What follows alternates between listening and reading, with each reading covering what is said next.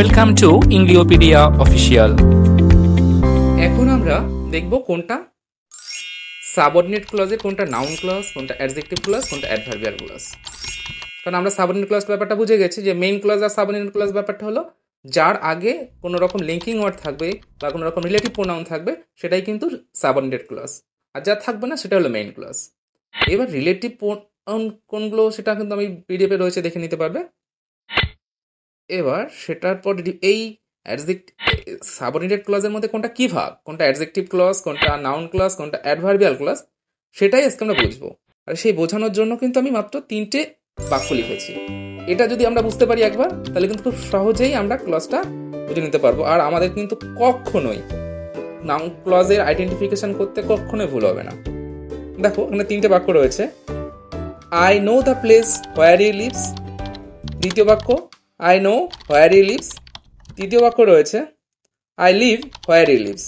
দেখো এখানে 3টে বাক্যই আমি কিন্তু where he lives, where he lives, where he lives নিয়েছি, এবং এটা ইচ্ছা করে নিয়েছি এই কারণে যে একই রকম টাইপ দিয়ে বুঝতে পারলে কিন্তু তাহলে কোনো সমস্যা হবে না, যে একই বাক্যই যে 3 রকম হচ্ছে, কিন্তু কেন হচ্ছে সেটা আজকে বুঝবো। এটা ডিপেন্ড করছে আমরা কাকে প্রশ্ন করছি। যে কোনো সময় যদি আমাদের বের করতে হয়, ক্লজকে আইডেন্টিফিকেশন করতে হয়, তো আমাদের মেইন ক্লজে গিয়ে প্রশ্ন করব। মেইন ক্লজের সাবজেক্ট বা অবজেক্টিভ বা ভার্ব এদেরকে প্রশ্ন করেই আমরা উত্তরটা পাবো। এবার যাকে প্রশ্ন করে উত্তরটা পাবো সেই অনুযায়ী কিন্তু আমাদের ক্লজটার নামকরণ হবে। যদি আমরা নাউনকে প্রশ্ন করে পাই, তাহলে যে ক্লজটা পাবো সেটা হচ্ছে অ্যাডজেক্টিভ ক্লজ। আর ভার্বকে যদি কি বা কাকে দিয়ে প্রশ্ন করে উত্তর পাই, ভার্বকে যখন কি বা কাকে, অর্থাৎ হুইচ বা হুম এই দিয়ে প্রশ্ন করে যদি উত্তর পাই, তাহলে সেটা হবে নাউন ক্লজ। আর যদি ভার্বকে এছাড়া অন্য যা কিছু দিয়ে প্রশ্ন করি না কেন, যেটাই পাবো সেটাই হলো অ্যাডভার্বিয়াল ক্লজ। তাহলে নাউনকে যদি প্রশ্ন করে উত্তর পাই সেটা হবে অ্যাডজেক্টিভ ক্লজ, আর ভার্বকে কি বা কাকে দিয়ে প্রশ্ন করলে পাবো সেটা হলো নাউন ক্লজ, আর অন্য কিছু দিয়ে প্রশ্ন করলে সেটা হবে অ্যাডভার্বিয়াল ক্লজ। যেমন এখানে একটা বাক্য রয়েছে I know the place where he leaves. তো এখানে আগেই বের করে নিতে হবে কোনটা সাবঅর্ডিনেট ক্লজ, কোনটা মেইন ক্লজ। দেখো এখানে হোয়ার দিয়ে যুক্ত রয়েছে, তার মানে এই হোয়ারের থেকেই বাক্যটা শুরু হবে। যে ক্লজ সেটা হচ্ছে গিয়ে সাবঅর্ডিনেট ক্লজ, আর আগের অংশটুকু হবে মেইন ক্লজ। অর্থাৎ আই নো দ্য প্লেস এটা মেইন ক্লজ, আর হোয়ার হি লিভস এটা সাবঅর্ডিনেট ক্লজ। অনেকেই প্রশ্ন করতে পারি কেন হোয়ার হি লিভসটা ক্লজের মধ্যে বললো। হ্যাঁ দেখো, হিটা একটা সাবজেক্ট, লিভসটা একটা ভার্ব, তাহলে একটা ক্লজ। আর যেহেতু এর আগে একটা হোয়ার অর্থাৎ রিলেটিভ প্রোনাউন যুক্ত হয়েছে, লিঙ্কিং ওয়ার্ড যুক্ত হয়েছে, সেই জন্যই কিন্তু হোয়ার হি লিভসটা হয়ে যাবে সাবঅর্ডিনেট ক্লজ অর্থাৎ ডিপেন্ডেন্ট ক্লজ।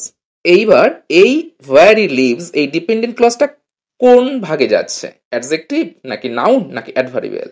তাহলে প্রশ্ন করো যে I know the place where he leaves, এটার মানে হলো আমি সেই জায়গাটা জানি যেখানে সে থাকে। এবার আমি যদি প্রশ্ন করি আমি কি জানি, হয়তো এরকম অনেকে প্রশ্ন করতে পারে আমি কি জানি, তখন বলবে যে কোথায় সে থাকে।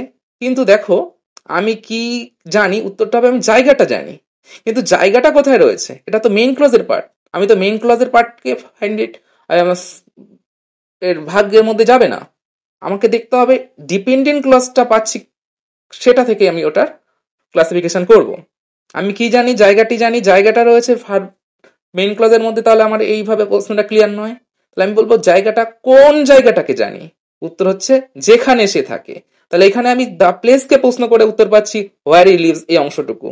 দ্য প্লেস অর্থাৎ প্লেসকে প্রশ্ন করছি, প্লেস একটা নাউন, তাহলে নাউনকে প্রশ্ন করে আমি গোটা অংশটি পাচ্ছি, গোটা ক্লজটি পাচ্ছি হোয়ার হি লিভস। তাহলে এই জন্য এটা হয়ে যাবে অ্যাডজেক্টিভ ক্লজ, কারণ এখানে নাউনকে প্রশ্ন করে পাচ্ছি। আমরা জানি নাউনের সম্পর্কে যে পদ কোনো কিছু বলে সেই হচ্ছে অ্যাডজেক্টিভ। তাহলে এখানে হোয়ার হি লিভস এই পুরো বাক্যটা দ্য প্লেস সম্পর্কে কিছু বলছে, তার জন্য এটা হয়ে গেল অ্যাডজেক্টিভ ক্লজ। এবার দ্বিতীয় বাক্যটা কি আছে, I know where he leaves, আমি জানি কোথায় সে থাকে। আমি কি জানি, কোথায় সে থাকে।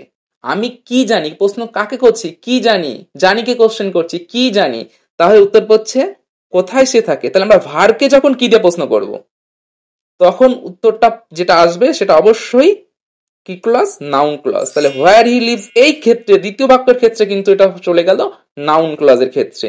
আগের ক্ষেত্রে হোয়ার হি লিভসটা ছিল অ্যাডজেক্টিভ ক্লজের ক্ষেত্রে গেল, এবার হোয়ার হি লিভস পার্টটা গেল নাউন ক্লজের ক্ষেত্রে, কারণ এক্ষেত্রে আমরা প্রশ্নটা করছি নো ভার্বকে কোশ্চেন করে পাচ্ছি।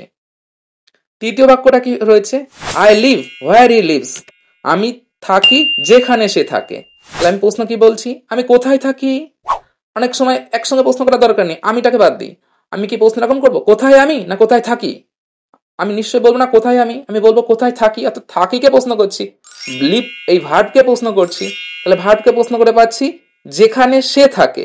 তাহলে এই যেখানে সে থাকে এই পার্টটা প্রশ্ন করলাম, কাকে প্রশ্ন করে পেলাম, লিভ ভার্বকে প্রশ্ন করে পেলাম। কি দিয়ে প্রশ্ন করলাম, কোথায় দিয়ে প্রশ্ন করলাম, হোয়ার দিয়ে প্রশ্ন করলাম, যে হোয়ার ডু আই লিভ। তাহলে আমরা যখন ভার্বকে কি বা কাকে বাদ দিয়ে অন্য যে কোনো কিছু দিয়ে প্রশ্ন করব, তখন সেটা কি হয়ে যাবে, অ্যাডভার্বিয়াল ক্লজ। তাই এক্ষেত্রে কিন্তু হোয়ার হি লিভসটা হয়ে গেল অ্যাডভার্বিয়াল ক্লজ। তাহলে ব্যাপারটা বুঝতে পেরেছি যে যদি আমরা ভার্বকে কি বা কাকে দিয়ে প্রশ্ন করি, সেক্ষেত্রে যে উত্তরটা পাবো তখন সেটা হয়ে যাবে নাউন ক্লজ। যখন ভার্বকে কি বা কাকে বাদ দিয়ে অন্য কোনো কিছুতে প্রশ্ন করব, তখন যে অংশটা পাবো তখন সেটা হয়ে যাবে অ্যাডভার্বিয়াল ক্লজ। আর নাউনকে প্রশ্ন করে যে উত্তরটা পাবো সেটা সবসময় অ্যাডজেক্টিভ ক্লজ। তাহলে ক্লিয়ার? এই হচ্ছে গিয়ে কিন্তু আমাদের ক্লজের বিষয়বস্তু।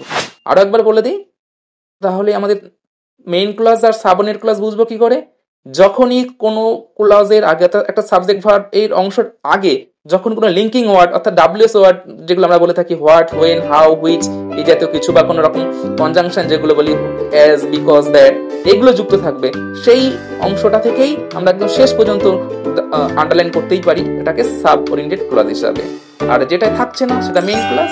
আর এই সাবঅর্ডিনেট ক্লজের মধ্যেই আমরা তিনটে ভাগ পাচ্ছি, নাউন ক্লজ, অ্যাডজেক্টিভ ক্লজ আর অ্যাডভার্বিয়াল ক্লজ। তো এই ছিল আজকে আমাদের ক্লজের বিষয়বস্তু। কোথাও যদি বুঝতে সমস্যা হয় অবশ্যই জানিও, আমি কিন্তু পরবর্তী ক্লাসে সেটাকে আবারও বুঝিয়ে দেওয়ার চেষ্টা করব। এইরকম ভিডিও পেতে আমাদের চ্যানেলটাকে সাবস্ক্রাইব করতে পারেন। Thank you.